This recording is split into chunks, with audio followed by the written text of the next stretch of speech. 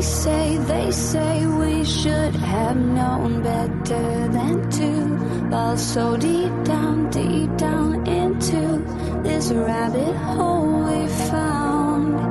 And I was thinking. Hi, this is Nikolai, and you're listening to my dad, Rafal, co-host James Jardine, and featuring Mr. Jim Tiller on the one and only Down the Security Rabbit Hole podcast. Plug in, listen up, and enjoy. Deep into this pool of regrettable situations.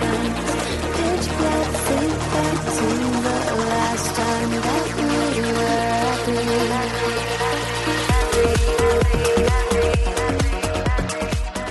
Okay, good morning, good afternoon, and good evening. Welcome to, suddenly, Jim, we've become sorcerers. I don't know what just happened. Welcome down the Security Rabbit Hole to another edition of the Down the Security Rabbit Hole podcast. This is Raf, my co-host underneath me there, Mr. Jim. How are you, sir? I'm doing great, and I got to tell you, this is going to be one of the toughest shows for me to keep my mouth shut because I'm so passionate about this topic on so many levels.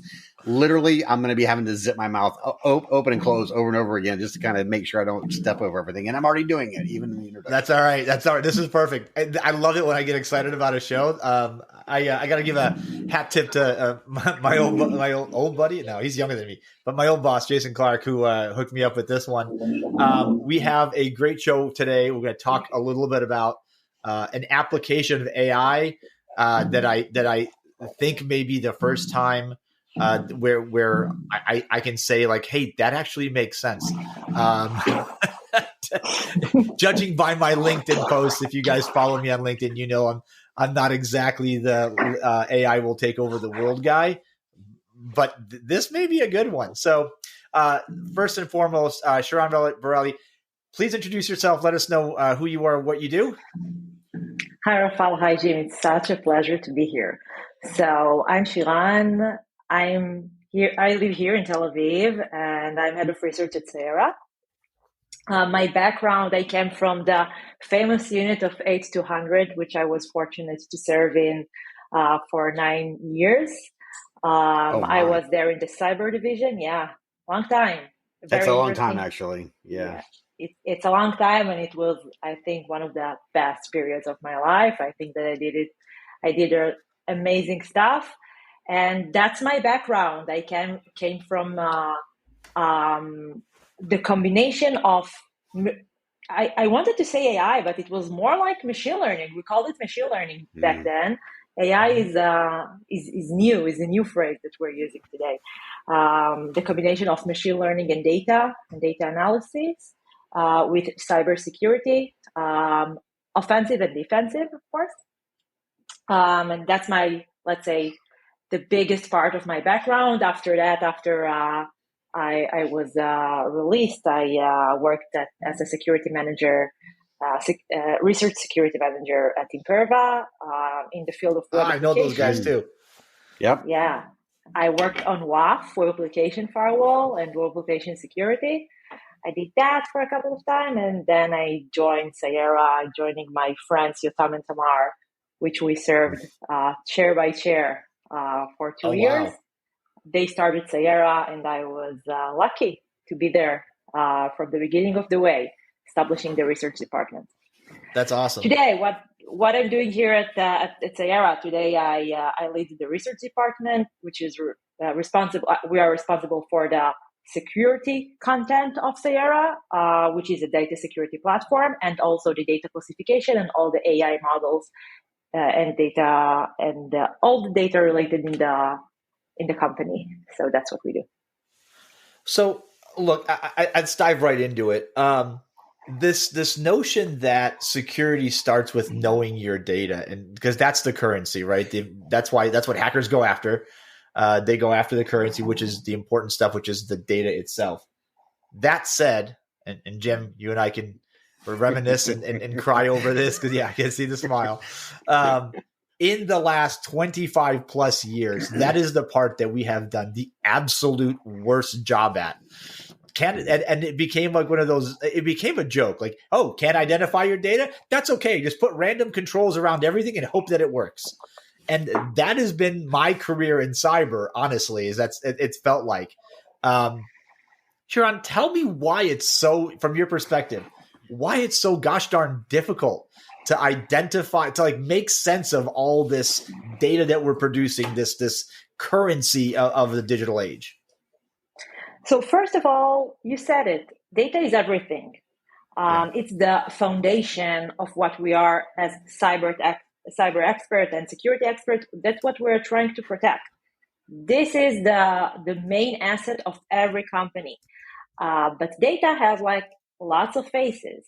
Data can be PII and PCI and PHI, which are more regulatory related classifications, but it's also the intellectual property. So you can't use one tool for everything. And also, let's think about the most simple example. PII is something that since GDPR started to take place 9 years ago, something like that, 2016, and other privacy regulation in the States and in all over the world, the company started to pay attention to PII, to personal identifiable information. But not all PII is equal.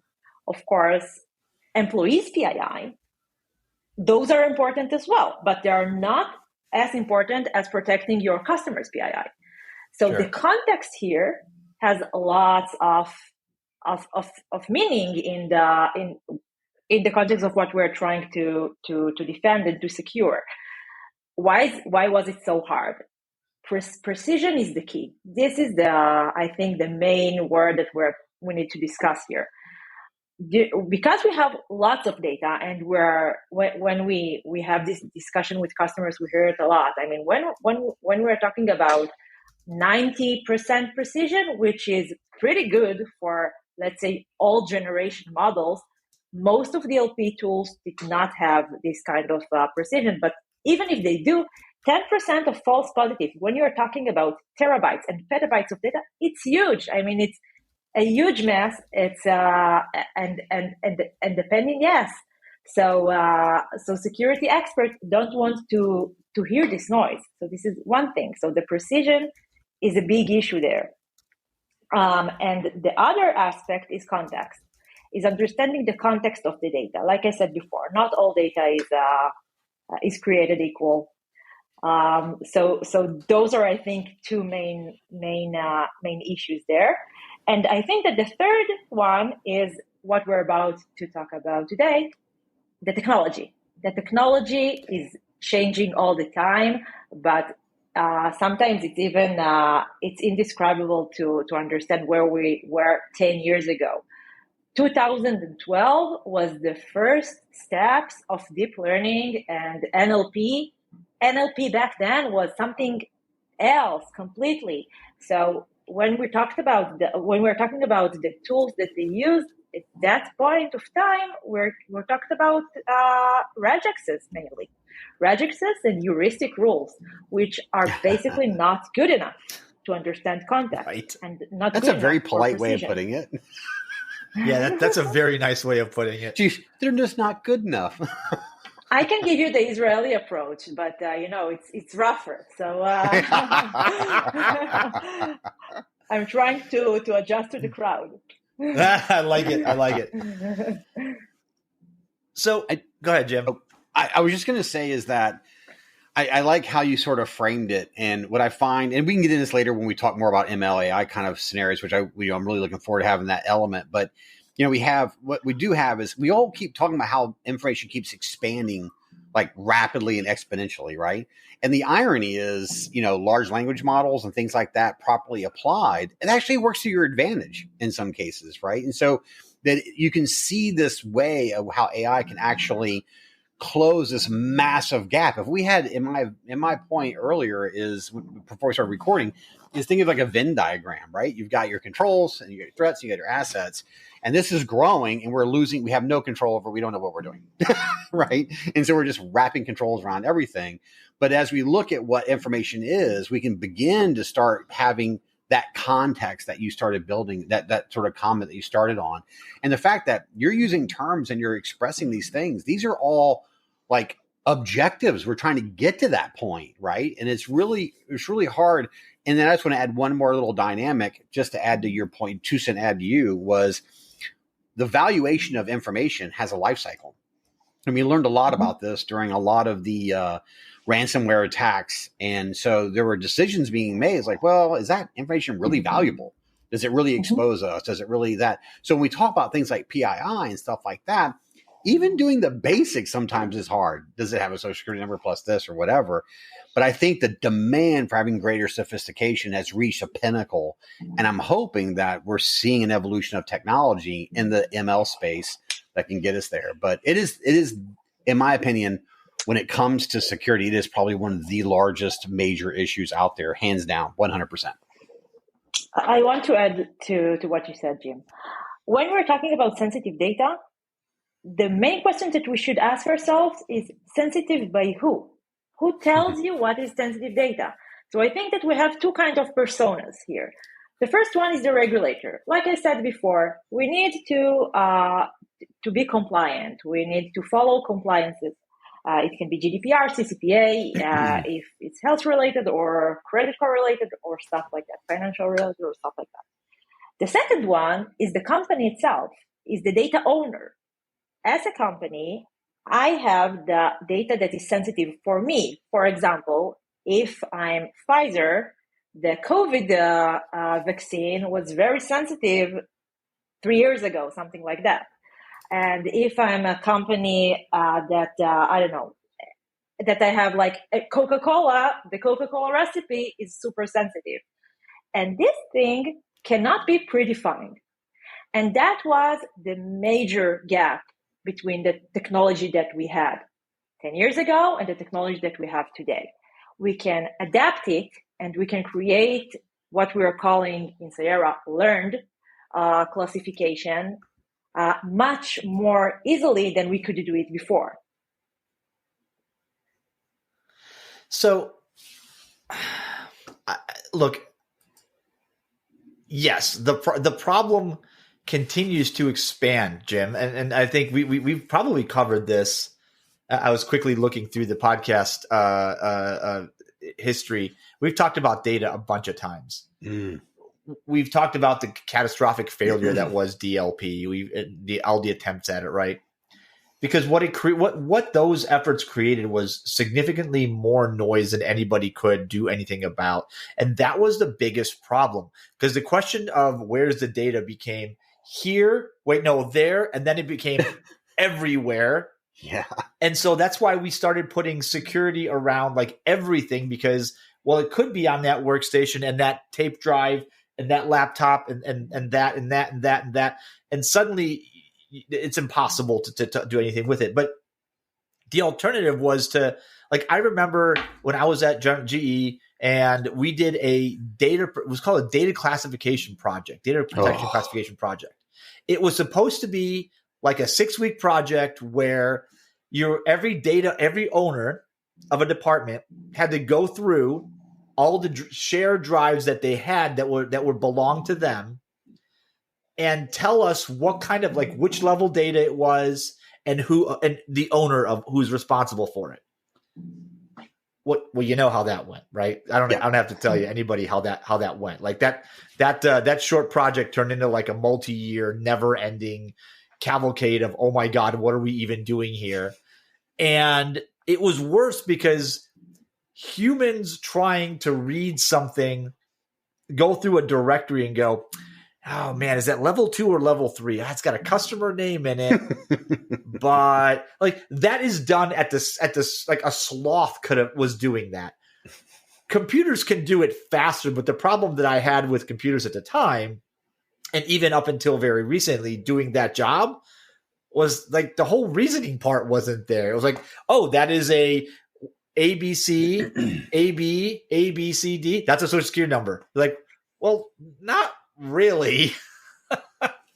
and you know, like if you lost a machine, or if a computer got compromised, or an account was compromised, or an email address got compromised, like what was in it and how important is it to us, and can we get it back, or is it nobody could answer those questions. So tell me how AI is changing that, because that's what you guys are all about, right? Your whole perspective is AI is going to make this better. Tell me how. Yeah. So how? LLM is the answer. Shortly, LLMs is the answer. And what do I mean by that? What the technology that large language models provided us is the ability to look at the context of a document. Let's stay for a second in the unstructured documents problem. Of course, not every 9-digit number is an SSN. And you have like the structure, you can filter out all of the stuff that is not SSN, that are not SSNs. If it's longer or if it looks synthetic, for example, 1, 2, 3, 4, 5, 6, and so on and so on.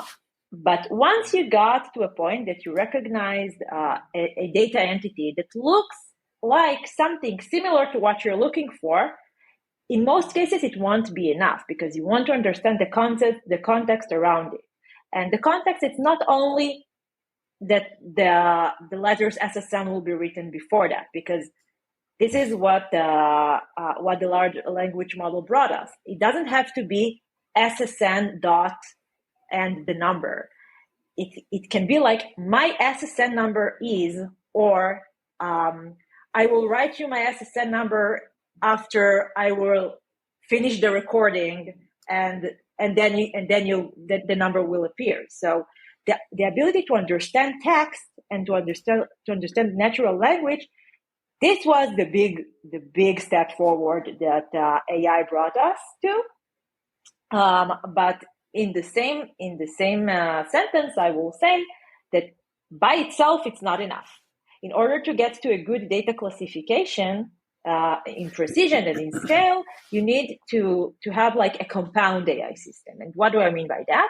You need to use multiple tools and multiple technologies in order to get to the same point. Like we said, LLM is one tool, but also statistical validation shouldn't be forgotten. And regexes, which we all love to hate, we can't just throw it away. It's the foundation. We need to filter data by regexes. We need to do statistical validation around that. We need to use other methods that are not only NLP and LLM to be able to understand data correctly. We need to look at the context. It's not enough to look at the document itself. What is the drive that it's saved in? Who is its creator and the owner? And I think that looking at it as like a compound problem, a holistic problem that takes into consideration multiple features and not only one feature, that's what AI brought to the table. It's creating that picture of weighted characteristics. So when you look at how much it gravitates toward the center, you can make a more informed decision by bringing in these characteristics. And some may be very distant in that map, where some may be very close and higher valued. And, you know, we kind of laugh about things like regex and stuff like that. But I think to the point is we have to go in this direction because the technology has ultimately failed, hasn't kept pace with the volume and types of data. And so when you look at it through that lens, I believe, kind of, if I'm interpreting you correctly, it's the ability to understand these different relationships and weight them or evaluate them in such a way that gives you a greater confidence that this is happening. Because I could argue that because of decades of false positives, it's given birth to all these things like, you know, EDRs and people saying, you know, identities, the new perimeter kind of thing. These are all things to get closer to the data in a more isolated way, right? Which has been countered by the cloud kind of thing. But is that a good summation is that a good interpretation of what you're saying? Is that it's taking a lot of different things organically and then using that to make a decision? Yeah, definitely. I think that when we're talking about not only AI, but also machine learning, and I think that a new approach to classify data. It's exactly what you said. We need to look at the relationship between things and not only on one parameter, like to analyze the specific data entity or the specific regex or the specific sentence, but looking on it as something that is much more holistic. Data is not like in most cases the data points are related to the environment that they are saved in, and even if they are not, it's also something meaningful. For example, if you'll see an HR document in a drive or a folder that is not related to HR, it also means something. So I think, like you said, it's all connected somehow. And when we're talking about how AI helps us to get conclusions out of it, AI helps us to understand the connections, even if we can't really predefine them. Do you envision a world where data classification becomes more shades of gray as opposed to it fits cleanly in these buckets because of what you're saying? We are already there. Today, it's definitely shades of gray. I can explain how our models work, but it will be like only 70% that I can really explain, because it's neural network. We don't really know how most of it works. It's there is some unknown in the process, but like I said before, we need to use it wisely. We can't, for example, one thing that always people ask me is, why not just use ChatGPT or similar? Just ask what kind of data entities is in this document. So there are a few answers for that. The first one is, it's super expensive. It will cost you like millions of dollars. And even if it wasn't, hallucination is still a huge problem when we're talking about AI and the world of LLMs. So we really need to create some safeguards around that to make sure that it will not happen. Okay, so can I ask the question that I've been thinking the entire time since you started talking about like why AI? Everything I know about how AI works is you get an algorithm and then you train it on some data to then use that neural network that it's built to do other things. How do you do that when you're talking about personal data and stuff that you want to keep secret? Like, do you just have a giant pool of social security numbers somewhere? You're like, aha, or I can just to be maybe a little funny about it, like all those compromised databases out there, pools of stolen data. Is that how you guys try? I mean, I don't want to know the secrets, but like, really, how does that work? Because you can't do it synthetically. Okay, that's a great question. So two methods that we use. First one is what we're calling supervised learning. Exactly what you said, and it's based on lots of things. One of them is customer feedback. And second thing is that we are using soft labels. What do we mean by soft labels? I don't need to tag or label the data by myself, but I can use the machine to label the data. In this case, I don't really have to have the data on my end. And this is kind of, it's interesting to discuss that because the knowledge is out there. This is what large language models are, because large language models are trained on, trillions of petas of data. So they really know what they're talking about. And they are accurate in some point. And when you have like the right prompt engineering, and like I said before, the safeguards, it can really help you to create what we're calling in Sierra soft label. Because I'm not asking the LLM, please classify this document of 1,000 words. I'm looking for the data entities, the specific data entities, and then let's say we conquer the problem a bit. This is one thing, but I think that the other thing is also using AI for a bit more complex problems than recognizing PII, which recognizing PII, I'm not saying that it's easy, because it's not. If it was easy, everybody would have done it like years before. But when I'm talking about learned classification, what is learned classification? Something that is not supervised. It's not predefined. For example, the ability to classify proprietary data. And the way that we're doing that is we are training a model, an LLM, an open source LLM, for this specific task, to classify a document by the way we classify our documents. And the way we have like lots of documents and we give them, like I said before, these soft labels. And then I can show the model, I would classify this document as recipe, this document as an invoice, this document as, I don't know, license agreement and stuff like that. And then the model understands the task. And I think that this is what we're talking about how AI works. This is the foundation of that. We train the model to think like the human think. Hope it answered the question.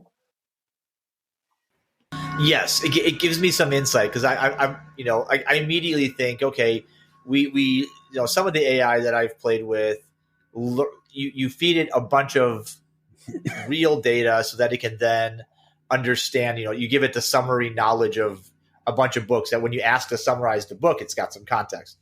But I imagine that, like, I'm trying to wrap my head around how I would do that from stuff that's actually secret. The follow-up to this is, are we finally maybe almost at a point where if an executive's email mailbox gets compromised, I can look at, or I can ask a platform, I can ask your AI maybe, hey, is there anything in there that we, the company, need to be concerned about?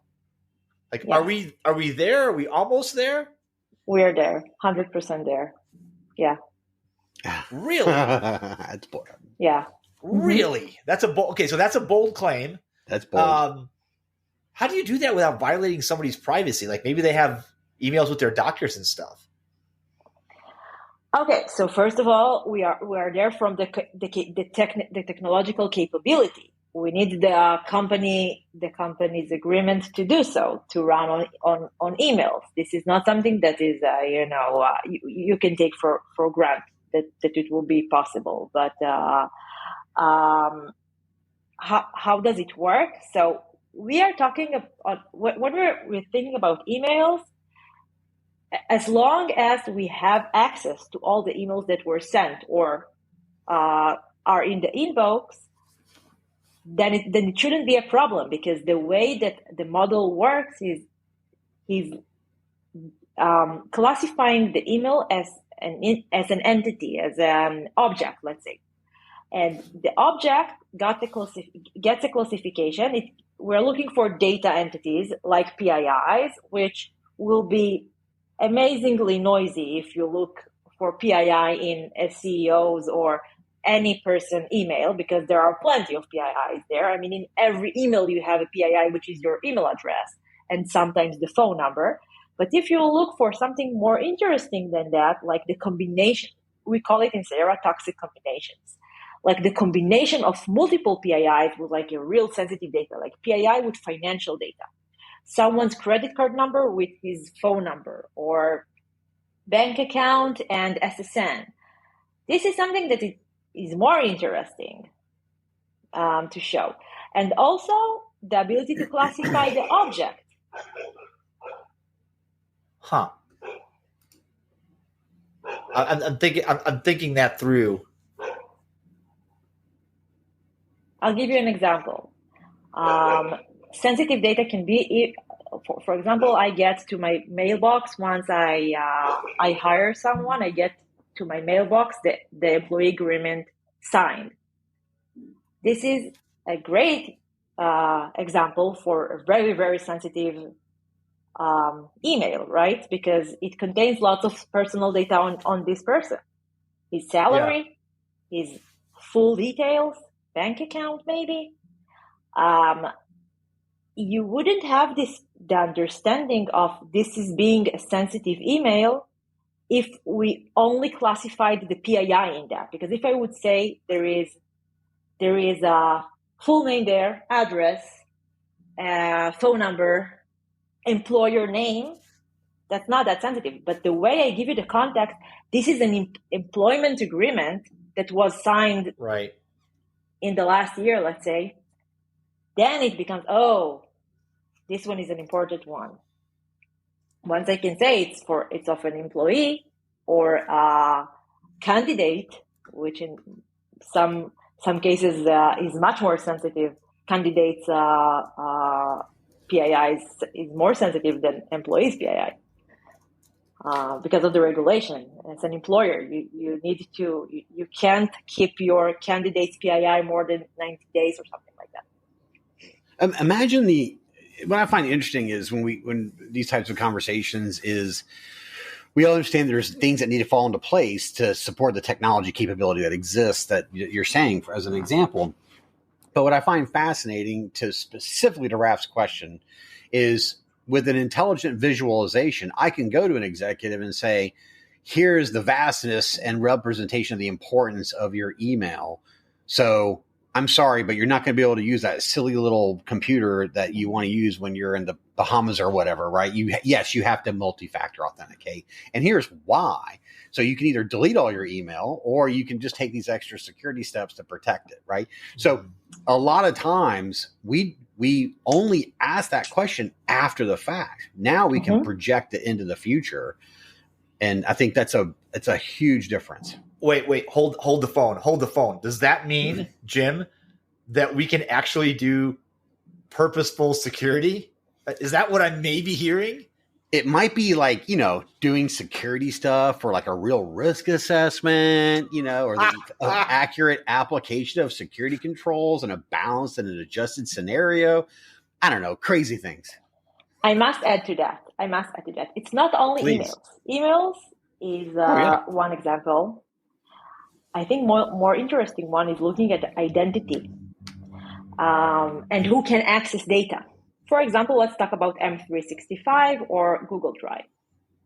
It will be a very important view to see the top 10 identities that get access to most of the data in the company or most of the sensitive data classes in the company. And you would be surprised what you'll see there. Because there will be there, I assume, the admins, which is not surprising, right? That the admin will have access to multiple kinds of data. But you would be surprised that some, role that you defined or a group that someone defined 5 years ago grants access to a specific team in the engineering that allows them to get access to production data that they shouldn't access. 100%. And that's very difficult to do without data classification. Yeah, it's impossible to do without data classification. And I will add and say that it's data classification by itself is not enough. It's not enough. Everybody knows that they have sensitive data. So what? I have sensitive data. What do you want me to do with that?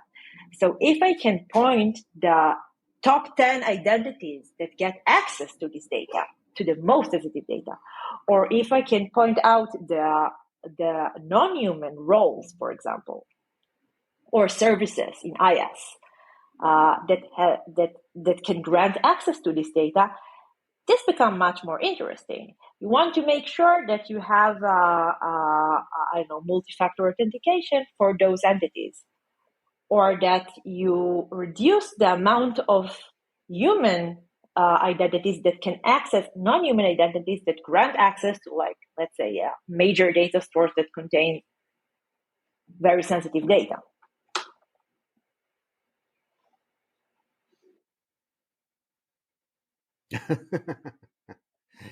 I'm over here kind of quietly processing this because I want to get really excited. I like, part of me is just super excited.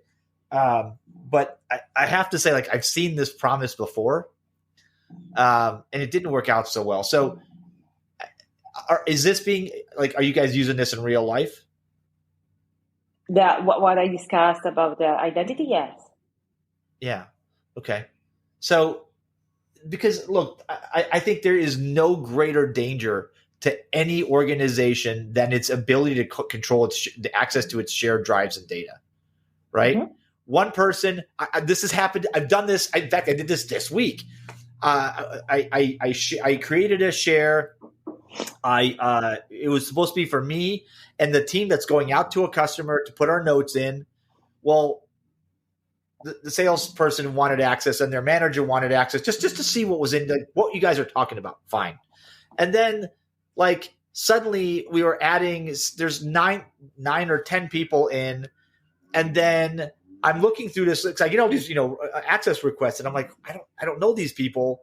Mm-hmm. This is really sensitive stuff. So now I'm getting complaints that like, we're withholding access to critical data about a customer to people who need to see it. I'm like, I don't know these people. How do I vet this? And by the way, people just we're all throwing stuff in there. Hey, screen capture of the whiteboard that we just did. Hey, this email this person just sent. Hey, let me put that into a PDF so we can all see it. And like before you know it, there's a mountain of stuff. I don't know who's actually accessing it, and if or who has access to it, what they could do to it, and there's no way to control this. So if you're telling me there's finally a way to start making sense of that, hallelujah. Hallelujah, right. And think about this is, I call it the policing kind of conundrum, right? So security people who are in the trenches getting the work done and people that are dealing with things that RAF is dealing with is you're put in a position to sort of police the data, and all of a sudden you're the bad guy, right? Oh, you're not letting me access to this. Next thing you know, emails are flying to the CEO and it's a train wreck. But if something can say, okay, well, here is the sort of importance or criticality or value of that data, you can then also extend that into those identities and saying almost like rights and sort of classify risky, lesser risky, or different types of users. I don't know if that's possible, but I know Sierra does the identity piece, which is pretty cool. So I think even today, going into like Azure and trying to find out where any group is assigned to any policy or any system, that's actually quite difficult. You have to write, PowerShell script or code to get that to happen, right? There's just really no easy way to do that. It's like, hey, yeah, it's impossible to do it manually. It's impossible to do it manually. The problem with cloud is it's overwhelming. The amount of data, the amount of roles, the amount of users, it is unimaginable. You can't use it. You can't do it manually. You can't know for sure if someone asks you to get access to a specific document. You can't, if you don't know him personally, you can't know what access he should or shouldn't get. And this is where data classification kicks in, because if they're asking, for example, I mentioned before, Coca-Cola recipe. If they have like the access to what else? What other products Coca-Cola has? I don't know. Pepsi? No, it's a different company. Or Sprite recipe. Then maybe you should have access to that as well. Maybe it makes sense. Maybe it's from the proper R&D department. Or if a manager requires access to an HR salary cycle document. If he has access to all the others, it makes sense that he will have the access to this one as well. It makes decision easy. And I think this is all about AI, right? Making our decision easy, because we don't want AI to make the decision for us. We want the AI to help us to make the decision. Thank you for saying that, because there's too many people out there that are evangelizing with their shenanigans of just simply eliminating the human out of the loop. And I feel like that's a path to ruin. It's just not a good idea, in my opinion. So, all right, we are unfortunately a little bit over, but definitely out of time. This has been a great conversation. I think that being able to effectively identify, classify, and I mean, hell, just identify, right? And tell me where my data is, who has access to it, what's being done with it. That gives me so much more confidence in the security posture of the company and the way that I apply security principles. I think if this type of technology starts to get adopted more widely, we could potentially start looking at a dare I say, a wave of change in how we do security. Jim, is that even possible? Yeah, 100%. You took the words out of my mouth. There's a lot of people talking about AI doing all kinds of crazy things in various areas.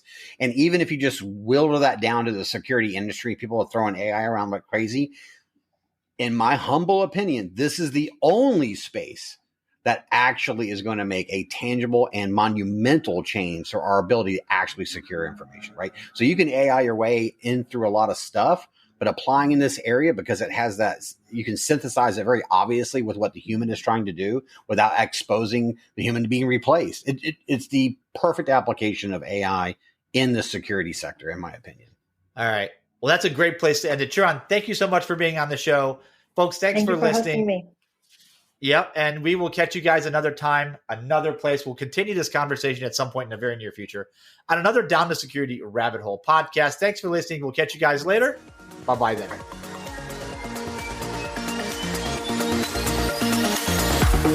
This is Bella. Thanks for listening. Don't forget to leave my dad a review and share this with your friends. Bye.